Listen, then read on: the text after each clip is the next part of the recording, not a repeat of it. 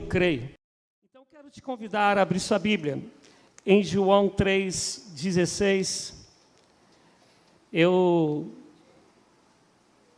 venho, já há um tempo com essa mensagem ruminando dentro de mim, mas aqui no culto eu tive por 2 ou 3 vezes tentado a mudar a mensagem. E minha família está um pouco acostumada com isso, que às vezes eu falo assim, prepara tal música porque eu vou pregar sobre tal coisa. Hoje em dia elas nem esquentam tanto. E chegava na hora eu falava, vou pregar outra coisa. Mas eu não sei se eu resisti ao Espírito ou eu quis dar razão à mensagem que já estava dentro do meu coração. E é sobre ela que eu quero falar, que é um versículo que ninguém conhece. João 3,16. Vamos falar todos juntos? 1, 2, 3.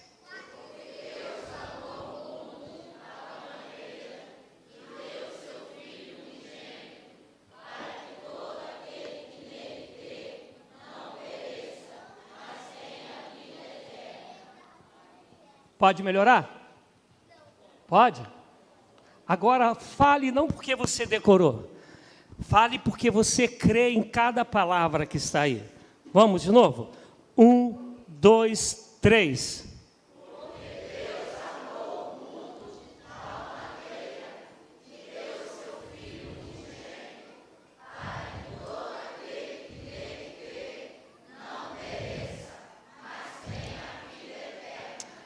Senhor, ajuda-nos a compreender a Tua revelação, ajuda-nos a entender a Tua palavra, rasga, Deus, os nossos corações e ajuda-nos a ter o coração como terra fértil, para recebermos a Tua palavra, a fim de que, Senhor Deus, a boa semente caindo, ela possa criar raízes profundas e frutificar ao seu tempo, segundo o Teu chamado e Teu propósito.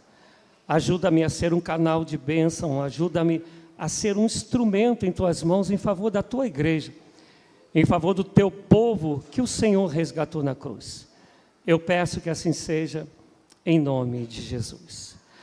Amados, esse texto que nós lemos, esse texto é o texto mais impresso e mais lido em todo o mundo. Não existe na história da humanidade nenhum trecho de qualquer poema, de qualquer verso, de qualquer lugar que seja, que tenha sido tão impresso, tão divulgado e tão lido como João 3,16. Isso é história. Além disso, Lutero, ele chegou a dizer que se a gente perdesse toda a Bíblia e ficasse com o Sermão da Montanha, nós teríamos o suficiente para poder entender como servir a Jesus. Mas se nós ficássemos somente com João 3,16, seria o suficiente para a gente entender o propósito de Deus para nossas vidas e para toda a humanidade. James Parker, ele escreveu no seu livro, ele foi um grande teólogo, ele morreu em 2020, e ele disse o seguinte: nós temos um Deus que, por amor aos seus beneficiários, Ele vai dar, e vai dar, até que Ele dê tudo. Mas mais do que isso, vai dizer Ele, até o ponto que Ele dê a si mesmo. Preste atenção, Ele ama ao ponto de dar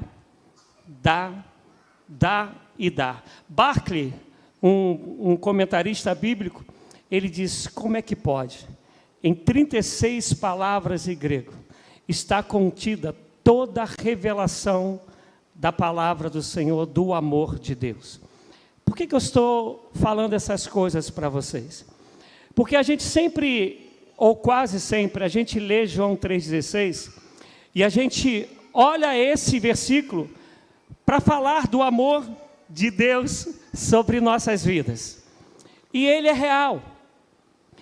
Esse amor que não mediu esforços, esse amor que, quando ele aparece em primeiro capítulo de João, João vai dizer, eis o Cordeiro de Deus que tira o pecado do mundo. É esse mesmo João, do capítulo 1, que está agora no capítulo 3, dizendo sobre Jesus. E nesse diálogo aqui, é um diálogo que eu não vou entrar muito no pormenor, mas é com um fariseu. Um fariseu que era mestre na sua época, que os fariseus, quem conhece a história, eles se jactavam por conhecerem as leis e, inclusive, aumentar exigências nas leis, que o homem seria salvo pelas suas obras, pelos seus méritos, por guardar a lei. E nessa conversa com Nicodemos, onde vai estar escrito lá que é necessário nascer de novo, onde no versículo 8 vai dizer que o vento sopra onde quer, ele vai chegar aqui no versículo 16 e vai dizer sobre como a gente consegue a salvação. Que a salvação ela só existe porque é um Deus Criador que amou o mundo de tal maneira. Essa palavra tal, que vai dizer a intensidade, a imensidão do amor de Deus, é porque a tradução do grego para o português não tem igual, não tem uma palavra que possa ser sinônima, que possa explicar o tamanho do amor de Deus. Como não tem como explicar, na nossa tradução está de tal maneira. E aí tu imaginas o amor que tu consegues imaginar, que ainda vai ser pouco para dimensionar o tamanho do amor de Deus. Quem é pai e mãe conhece um pouco desse amor, não conhece, gente? Amém? Quem é pai e mãe? Mas ainda não é nada comparado ao amor de Deus, a ponto do Deus se fazer homem, habitar entre nós, ter conhecimento do seu sofrimento e dizer para o Pai: Pai, se possível for, passa de mim esse cálice. Mas vai dizer ainda Paulo que amando ele nos amou até o fim e ele foi à morte. Que até hoje a crucificação é considerada a morte mais horrenda. Ninguém conseguiu criar algo mais horrível para tirar a vida de alguém como a crucificação romana. Até hoje, nada se compara a essa maneira de morrer com sofrimento tamanho como é a crucificação.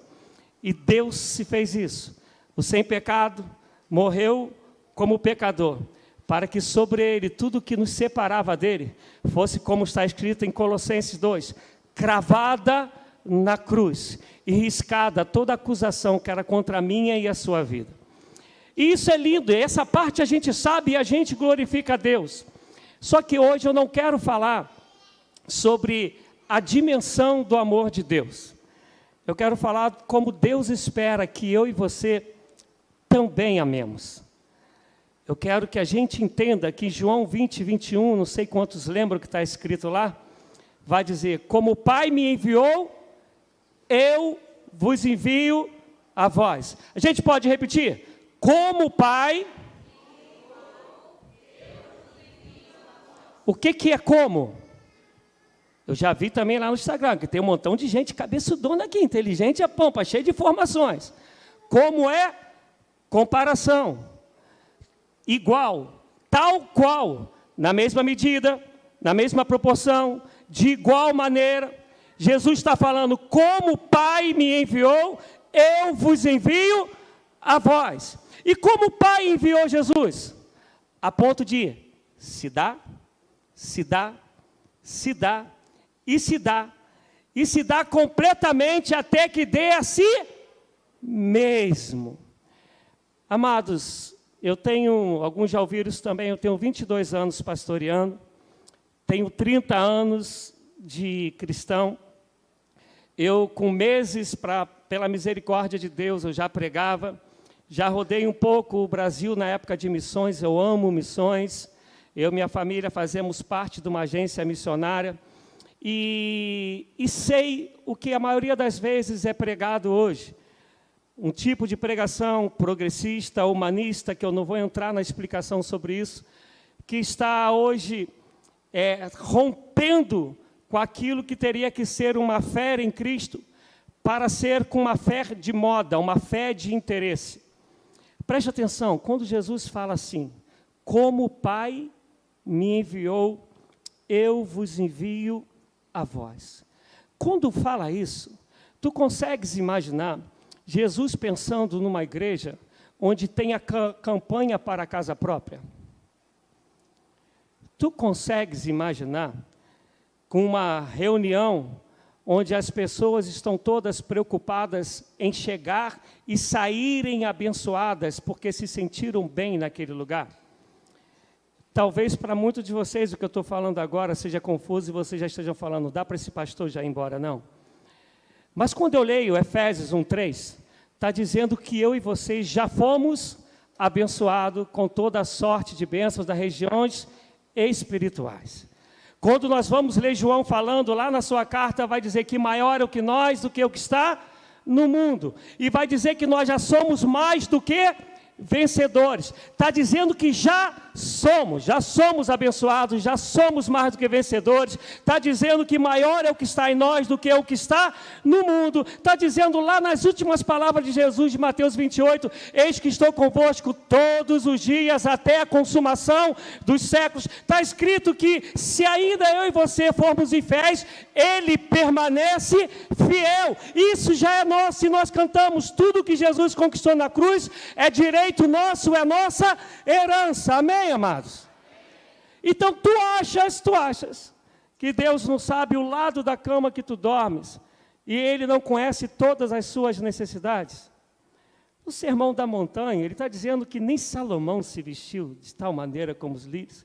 Ele vai falar que Ele sustenta os pássaros. Muito mais amor Ele tem por mim e por você, que fomos feitos à sua imagem e à sua semelhança. Mas há um desejo no coração de Deus. Há um desejo no coração de Deus que nós sejamos luz do mundo e sal da terra. Há um desejo no coração de Deus que nós sejamos resposta de Deus para a calamidade dessa vida, para a calamidade dessa sociedade, para a calamidade que possa estar vivendo o presidente Kennedy. Ele espera que a igreja dele seja a resposta dele para todo e quaisquer sofrimento que o povo lá fora está vivendo. Inclusive, Paulo, quando vai escrever isso, vai dizer, a começar pela luz da fé. Estão me entendendo, amados? Ufa, saiu um amém em algum lugar, depois eu te dou um bombom, não sei quem foi não, tá? Teve um amém. Sabe por quê, amados? Quando eu falei aqui sobre filhos, quando nós temos filhos, enquanto eles são assim, crianças, o que nós fazemos? Nós levamos tudo aos nossos filhos, os protegemos, nós vamos e suprimos as necessidades deles. Mas nós queremos, cara, mãe principalmente, eu não estou falando daquela mãe que fala assim, ai, tomara que não cresça, né? Que a maioria da mãe passa por esse negócio. Mas todo mundo sabe que os filhos vão crescer, e nós queremos que eles cresçam e se tornem o quê? Pessoas maduras, não é isso, amados? Amém? E quando a gente fala pessoas maduras, a gente vai falar de pessoas responsáveis, pessoas que têm um bom caráter, pessoas que saibam cumprir as suas responsabilidades no trabalho, na igreja, onde quer que seja. Quando elas vão crescendo um pouquinho, o que é que a gente faz? Vai lavar uma loucinha, vai tirar as fezes do cachorro. Amém, amados? Não é assim? E quando chega naquela idade, você quer que faça tudo isso. Amém? E tu acha que Deus quer que tu fiques criança o tempo todo? Porque enquanto criança, nós somos para sermos servidos. Mas quando nós crescemos, nós somos para servir. Tu abres em João capítulo 13. Está lá a passagem onde Jesus está lavando os pés dos discípulos. Eu sei que o pessoal coloca aqui, eu já até tive uma reunião, gente, para a gente colocar aqui uma televisão, já falei na clã. Quem, se puderem colocar aí, João 13, 34 e 35, onde Jesus ele lavou os pés dos discípulos. E lá no comecinho ele tinha dito, olha, que nós amemos uns aos outros, não é isso? Só que ele vai falar que tu tens que amar o teu próximo como a ti mesmo. Mas olha o que está escrito em João, quando ele vai caminhando nessa maturidade da pregação do Evangelho. Ele já vai dizer, como eu os amo, amei-vos uns aos outros. Então, peraí, não é mais com o mesmo amor que eu tenho que eu vou amar o meu irmão. Amém, gente? Ou eu estou interpretando errado? Está dizendo lá que é como Jesus nos ama, devemos amar uns aos outros. E como que Ele ama? A ponto de dar, até dar tudo. E chegar o momento que Ele deu a si mesmo. O Evangelho, Jesus mostrou que a gente não veio para ser servido, a gente veio para servir. C. Lewis, ele vai defender o seguinte, que existe 2 tipos de amor. E daqui a pouco eu vou falar um pouquinho do amor dos gregos. Gente, se virar vigília não esquenta não, meu primeiro dia, tá? Ele vai dizer o seguinte, existe o amor da necessidade, que todos nós temos carências, temos desejo de serem supridos. Isso não é ruim, isso é bom, como eu dei o exemplo das crianças. Mas ele também vai dizer que tem o amor que não tem a ver com desejo de necessidade, mas da alegria, do prazer, do próprio amor. E aí eu vou te explicar. Quando nós temos o amor da necessidade, quando a necessidade ela é suprida, o que acontece? O amor acaba. Vou dar um exemplo, eu estou com sede. Bebi água. A minha necessidade foi suprida. Eu preciso da água nesse momento? Não. Mas quando o amor ele é do prazer pelo próprio amor, em função da pessoa amada, não tem a ver com necessidade. Tem a ver com a alegria de agradar o outro, de dar prazer, de edificar, de suprir as necessidades, de socorrer ao outro. Porque quando nós olhamos Jesus, Ele amou de tal maneira, mas sabendo que nem todos o amariam. E mesmo assim Ele continua amando até que Ele não ama, sem pedir nada em troca. Porque às vezes nós achamos que o amor de Deus tem a ver com esse prazer de Deus, de poder receber a adoração da gente. Amados, se eu der glória a Deus, Deus não muda em nada. Se eu não der glória a Deus, Deus não muda em nada. Mas quando eu dou glória a Deus e é real, quem muda sou eu. Pela declaração do prazer de quem é Deus para a minha vida. Quando nós somos salvos, esse amor que nos amou de tal maneira, é porque havia uma necessidade de nós sermos salvos. Mas uma vez salvos, nós deveríamos ser levados a dizer, como disse Paulo, o amor de Deus me constrange. E por causa disso, que a vida que eu vivo agora, eu vivo para a glória de Deus Pai, não mais vivo eu, mas Cristo vive em mim. Quer seja pela minha vida, pela minha morte, o que importa é que o Senhor seja glorificado. Não tem mais a ver com necessidade, tem a ver com prazer no amor que eu tenho pelo meu Pai. Louvado seja Deus. Mas quando a gente vai num montão de lugar aí, o que mais que a gente vê é as pessoas se achegando a Deus por necessidade. Até os que dizem que já foram salvos. E é óbvio que quando a gente é pequeno, isso é normal, quando a gente está na caminhada da fé. Mas Paulo, quando ele vai dizer aos Hebreus, ele vai dizer o seguinte: olha, já era hora de eu dar mocotó para vocês. Já é hora de eu dar a sopa de entulho. Não sei se tem aqui, mas no Rio tem uma sopa chamada sopa de entulho, que tu coloca tudão dentro. Mas eu ainda tenho que estar dando a vocês leite. Vocês já deviam ser mestre, e eu estou tendo que ensinar a vocês, é o que Paulo está dizendo. Porque, amado, a maior demonstração de maturidade é quando a gente passa a se preocupar com o outro. Quando eu vou fazer casamento, ou melhor, celebrar casamento, a primeira coisa que eu falo para os noivos: por que vocês estão casando? E alguns respondem, ou a maioria responde: porque eu amo, só falta aquela musiquinha do fundo, né? Porque eu a amo. Eu falei, mas isso não é o suficiente. Por que você está casando? Porque às vezes nós amamos o outro, porque o outro me faz bem. Então o que eu estou querendo é que a minha necessidade seja suprida. Quando o outro para de me fazer bem, o que acontece? Por isso que o número de divórcio hoje já é maior do que o número de matrimônio. Mas quando eu caso, porque eu amo a pessoa, e eu quero dedicar minha vida a fazê-la feliz, eu não vou estar preocupado com as circunstâncias. Eu vou viver para dar prazer, para dar alegria, para socorrer, para dar um bem-estar a outra pessoa. E quando Jesus fala que da maneira que o Pai o enviou, Ele deseja que eu e você sejamos enviados, Ele está falando, minha igreja, eu conto com vocês para se darem em resgate de muitos. Por isso ele falou, indo, fazei discípulos de todas as nações. Por isso que ele fala que somos embaixadores dele nessa terra. Eu fiquei feliz que eu não vi ali um relógio e que fique assim, em nome de Jesus, isso me encanta. Mas eu quero levar a gente para uma passagem que eu e você conhecemos pra caramba.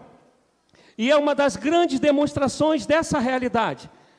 Quando Lucas 10 vai falar da passagem do bom samaritano, onde pergunta ao Senhor Jesus, né, sobre o amor, e ele fala do seu próximo, e o pessoal pergunta, então quem é o meu próximo? E quem está ali é o doutor, são os doutores da lei. E ele vai contra uma passagem, com uma parábola, ele vai dizer o seguinte, olha, havia um homem caminhando numa cidade, e se eu tivesse pensado antes, geograficamente hoje, o pessoal da arqueologia ele consegue mostrar esse caminho da parábola. E quando ele fala desse caminho da parábola, quando ele vai falar sobre os dois religiosos, ele nos faz entender que o samaritano que socorre, ele estava num outro caminho. Só que ele estava aqui, eu ainda não conheço direito, mas é como se ele estivesse na parte ali mais alta, nesse morrinho que tem aqui, e conseguisse ver o bom samaritano caído, o rapaz caído aqui em frente. Ele muda o percurso dele para poder socorrer esse rapaz. Mas a história conta que tinha um homem caído, que foi espancado, que estava quase morto, que levaram tudo o que ele tinha. E aí passa o primeiro religioso, que é o sacerdote. Que uma das funções do sacerdote era interceder a Deus em favor do povo, era mostrar a Deus a necessidade do povo. Só que o sacerdote, a Bíblia fala que ele passa de largo.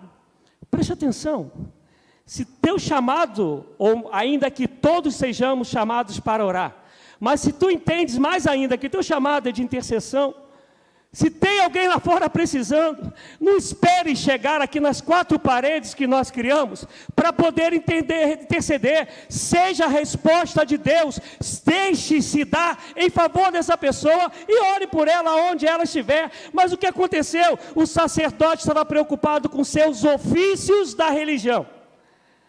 Quantos de nós estamos preocupados com os ofícios da religião?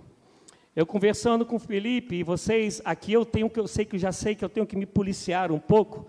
Eu sou muito do povão. Eu gosto de estar na rua com o pessoal, eu gosto de sentar na praça, eu gosto de jogar bola com quem não é cristão. Eu não estou podendo, que eu estou para operar o quadril, mas isso é uma outra história. E eu gosto de povão, eu gosto de andar aqui, eu já sei que eu vou me policiar, mas eu gosto de viver sem camisa. Lá em casa eu entro, já tiro a camisa. Isso aqui, para que vocês estão me vendo, é hoje, tá, gente? Que a primeira impressão é que fica, tá? Que eu não gosto muito de roupa, já conversei isso com o Felipe. Aí eu entro em casa, já vou tirando a camisa. Aí quando alguém me chama no portão, eu vou lá e entro na Bate-Caverna e coloco a camisa. Porque eu gosto do povão, eu gosto de gente. Porque Jesus, ele estava comendo na casa dos publicanos, dos fariseus. Ele entra e deixa a mulher quebrar o alabastro e enxugar os seus pés com o cabelo. Ele é chamado para comer, ele está dentro, ele está na beira da praia. Ele está na vida como a vida é. Só que a gente ainda está preso nos ofícios que a religião nos dá. E a gente ama mais os ofícios, a gente ama mais aquilo que a religião traz do que ama a vida. E aí está ali o homem caído, mas o religioso que é de oração, ele devia pensar assim, ó, tomara que tu levante e vai lá para eu poder orar por você lá no tabernáculo, que agora, ó, eu estou indo. E aí vem um levita, da tribo de Levi, que muitos hoje, né, acham que ainda, e é isso aí a gente vai falar com o tempo, né? Levita é da linhagem de Levi. Alguém aqui é da linhagem de Levi? Logo então não há levita, mas essa é uma outra história que a gente vai ter um estudo aqui a partir do dia 22, todas as quintas-feiras, 7 horas da noite, é aberto para toda a igreja e para quem também não é da igreja. E aí, só que uma das maiores funções do levita era estar responsável pelas coisas do templo, pelas coisas do tabernáculo, pelos utensílios do tabernáculo. Ele está passando, está ali de novo o homem caído. E a Bíblia diz que ele também passa de largo e vai em direção ao tabernáculo, ao templo. E vem um homem que não tem nenhum pedigree religioso, que tinha uma briga tremenda entre judeus e samaritanos. Esse homem, ele sai do caminho que ele estava, socorre o homem caído que ele nem sabe quem é, leva para uma estalagem que parecia que ele tinha um bom testemunho tremendo, que ele deixa o homem lá, deixa o dinheiro e fala: se porventura passar do que eu deixei, deixa que na volta eu passo aí meu cartão, a gente parcela em 10 vezes, mas a gente acerta esse negócio.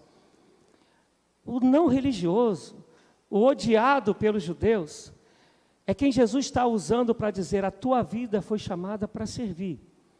Se tu de fato entendeu o que é o amor de Jesus, você vai viver para socorrer o outro, porque amar é se dar, se dar, se dar, até que você dê tudo.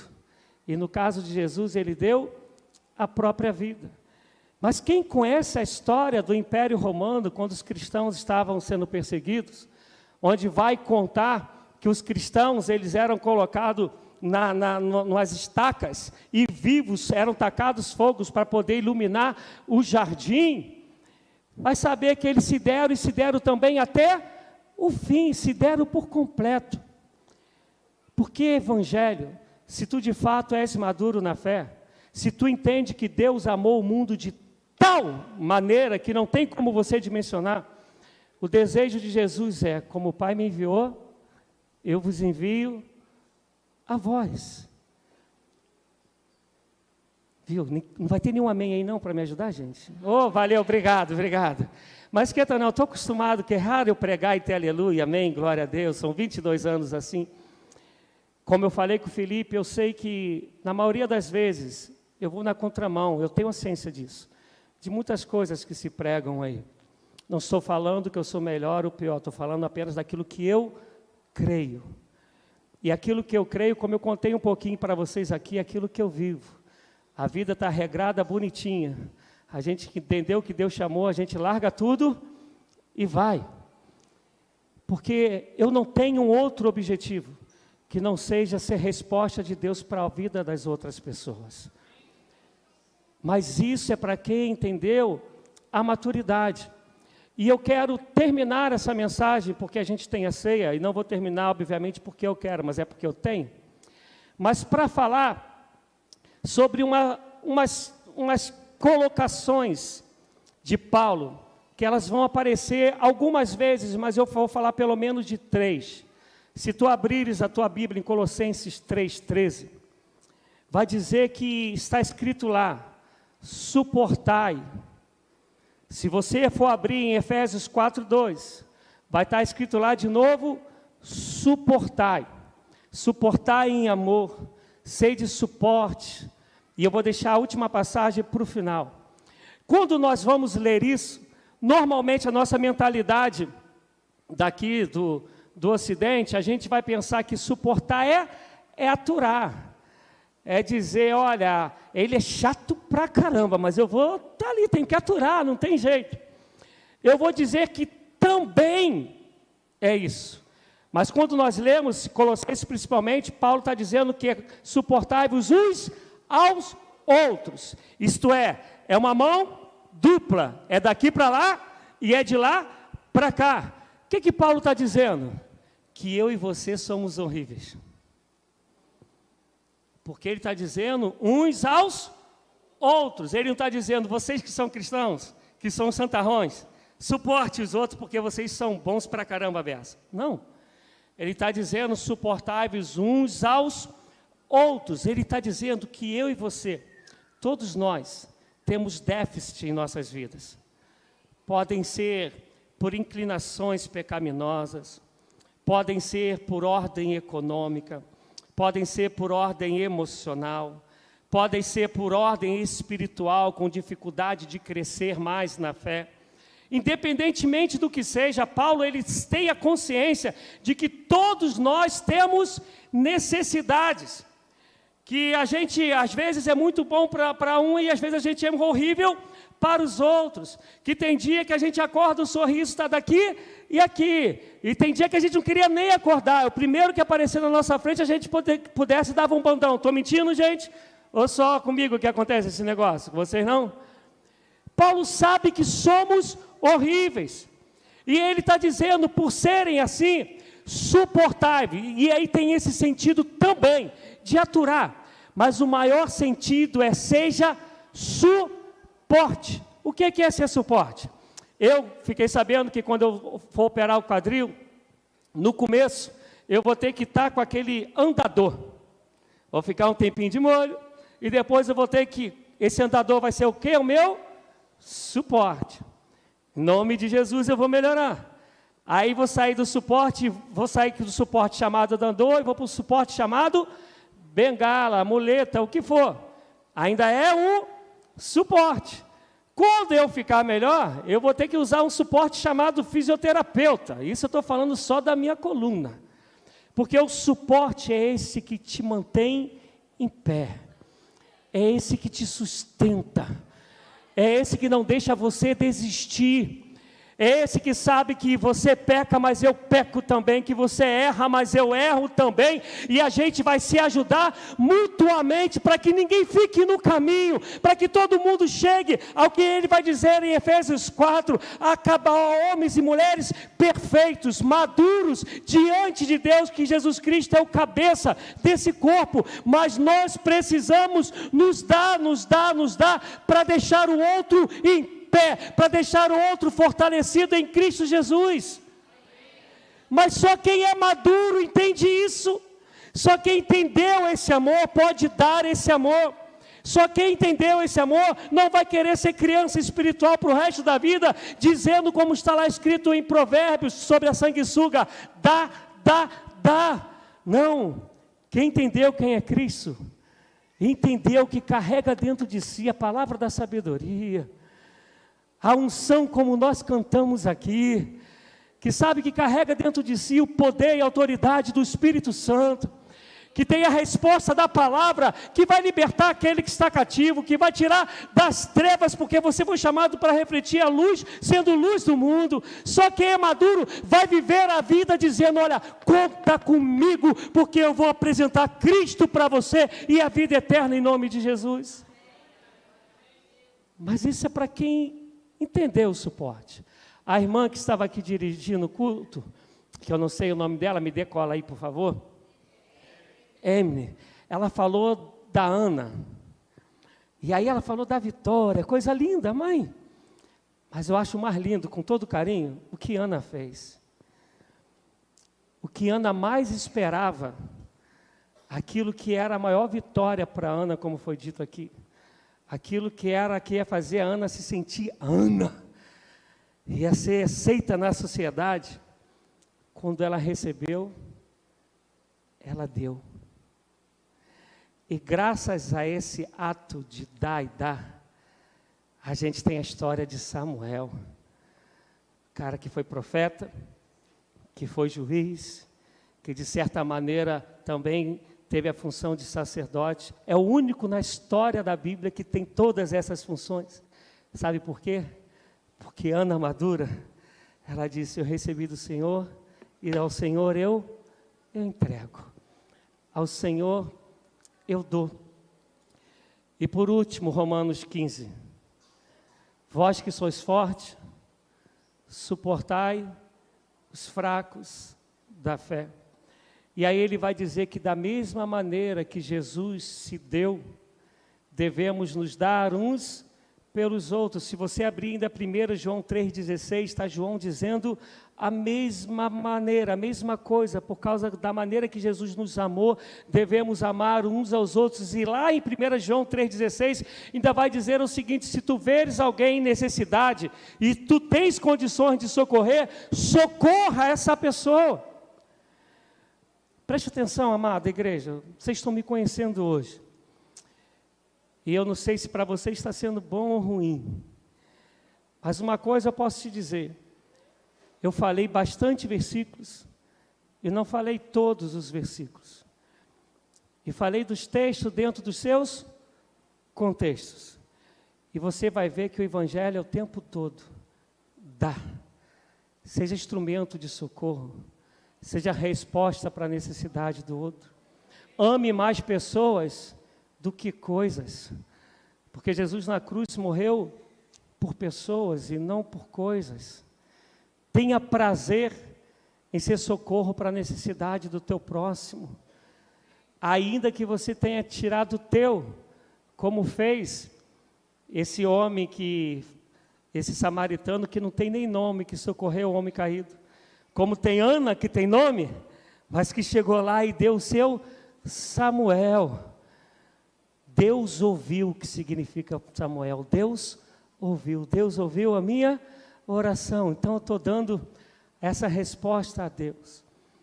Eu não tenho dúvida de que o dia que a igreja do Senhor atingir a maturidade de se dar, e se dar por inteiro, se dar de tal maneira, a gente muda presidente Kennedy, a gente muda Cachoeiro, me ajuda aí, Marataízes, a gente muda o Espírito Santo, o Rio de Janeiro, que já está aqui do ladinho. Mas enquanto que a gente tiver a teologia, que Deus é meu Deus para Ele me dar, a gente ainda não atingiu a maturidade, a consciência de que Deus já te deu tudo. Tudo. Não tem nada mais a ser acrescentado. O restante que passar nessa vida, Ele vai nos dar para que o nome dEle seja glorificado. É para isso. E meu desejo é que Deus levante em presidente Kennedy, não só na Metodista, mas na Batista, que eu já vi que tem algumas aqui, na Assembleia. Deus levante homens e mulheres que não se enquadre no que está em Ezequiel, quando vai dizer que Deus procurou um que tivesse na brecha e não achou. Que Ele ache cada metodista de presidente Kennedy, em nome de Jesus. Que cada metodista possa ter a reação que teve Isaías, no capítulo 6, após ter sido liberto, purificado, santificado e ouvir a pregação, e o Senhor perguntou o quê? A quem enviarei? E quem há de ir por mim? Qual foi a resposta? Eis-me aqui. E ele estava num castelo. Envia-me a mim. Olha a vida de Paulo, que tinha tudo e era perseguidor. Deixou de ter tudo, porque entendeu que encontrando Jesus, tudo ele já tinha. A ponto de Filipenses 3, ele dizer, eu considero tudo como esterco, para que o nome do Senhor seja glorificado na minha vida. Esse é o Evangelho que eu creio. Esse é o amor que eu entendo de quem foi impactado de verdade pelo amor de Deus. Esse amor, que é amor de tal maneira. Antes do momento da ceia, a minha família vai estar cantando aqui um hino. E esse hino, ele tem muito a ver comigo. É o hino que eu creio que a minha conversão começou nele. Eu jogava a bola quando tinha um torneio do orfanato da Igreja Metodista lá em Campo Grande. E já conhecia um pouco do pessoal da Igreja Metodista de Jardim Damasco. E no casamento da irmã da minha esposa, cantaram esse hino. E para mim esse hino foi o que provocou uma mudança já dentro de mim, na minha mente. E esse hino, ele tem a ver sobre esse amor. Porque quando eu falei para vocês que eu estou acabando, não porque eu quero, porque eu queria falar ainda de 1 Coríntios. Eu queria falar de 1 Coríntios 13, que vai dizer lá que o amor que é o amor que se doa. É o amor que não busca os seus próprios interesses, que não se ufana, não se ensoberbece, não deseja o mal. E a palavra que está lá é aquela que a gente tanto conhece, que é a palavra ágape. E só aproveitando esse ensejo, são 2 minutos só a mais. A palavra, esse verbo, que eu ia falar dos 4 tipos de amores, o storge, no grego, que tem a ver com amor familiar, o Filéus ou Filos, onde vem a palavra filantropia, que tem a ver com o amor de amigos, esse amor que a gente se dá em ajuda ao próximo. Tem a ver, é o amor eros, que a gente hoje lamentavelmente deturpou, mas o amor eros, ele tem a ver com o amor de marido e mulher, homem e mulher. E o amor ágape, antes do Evangelho, antes de Jesus, era o amor que ele era oferecido de alguém de baixo escalão para alguém de um escalão maior. Alguém menor dava esse amor para alguém que fosse maior, para um governador, para o imperador. E vem Jesus e muda isso. A gente conhece tanto o amor ágape, mas agora quem está em cima, que de maneira ágape ama quem está embaixo.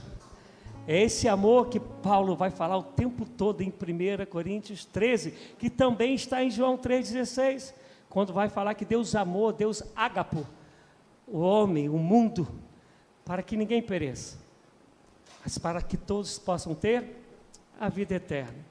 Como eu falei, eu queria falar mais, mas pelo respeito ao horário, eu vou parar por aqui e eles vão estar cantando esse hino. Amém? Saúde, amada igreja, com a paz do Senhor, amém?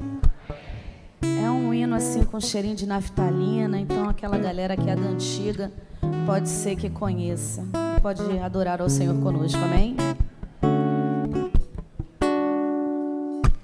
O mundo há de passar e toda profecia, os dons, as línguas e tudo mais que existir. Porém, como aquele que foi, hoje é e para sempre há de ser. O amor é a essência de Deus e para sempre também vai viver. Bondoso e sem rancor, fiel e consciente, humilde e sofredor, espera tão somente, justo e verdadeiro, tudo suporta e tudo crê. Tão puro e perfeito é o amor, não busca interesse ou favor. Mistério, expressão, vida e luz, o Senhor. Se eu pudesse saber destinos ou futuros, fazer mover as montanhas com minha fé. Se eu pudesse falar qualquer língua em qualquer lugar e desse os meus bens ao mais pobre, eu morresse em favor de alguém. Se não tivesse amor, de nada valeria. Se não tivesse amor, proveito algum teria. Frio e sem razão, a vida então passaria. Vazio seria ao falar, um sino que insiste a tocar. Se dentro de mim não valer seu amor, se não tivesse amor, de nada valeria. Se não tivesse amor, proveito algum teria. Frio e sem razão, a vida então passaria. Vazio seria ao falar, um sino que insiste a tocar. Se dentro de mim não valer seu amor, vazio seria ao falar, um sino que insiste a tocar. Se dentro de mim não valer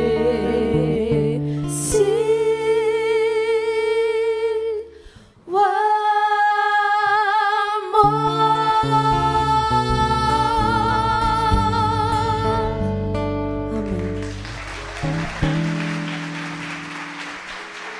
Amém.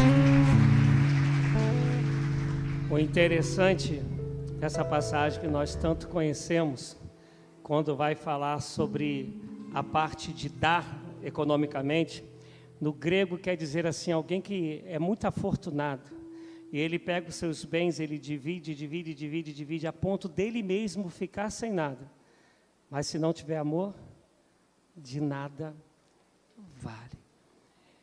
Meu desejo é que nós sejamos dia a dia impactados pelo esse amor do Senhor, em nome de Jesus. Antes da ceia, eu quero